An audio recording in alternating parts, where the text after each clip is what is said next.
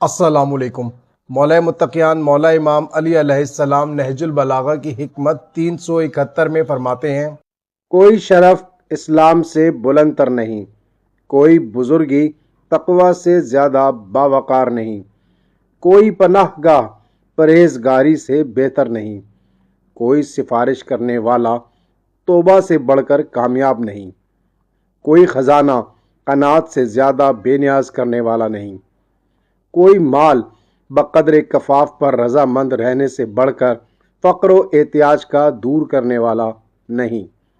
جو شخص قدر حاجت پر اکتفا کر لیتا ہے وہ آسائش و راحت پا لیتا ہے اور آرام و آسودگی میں منزل بنا لیتا ہے۔ خواہش و رغبت رنج و تکلیف کی کلید اور مشقت و اندوہ کی سواری ہے۔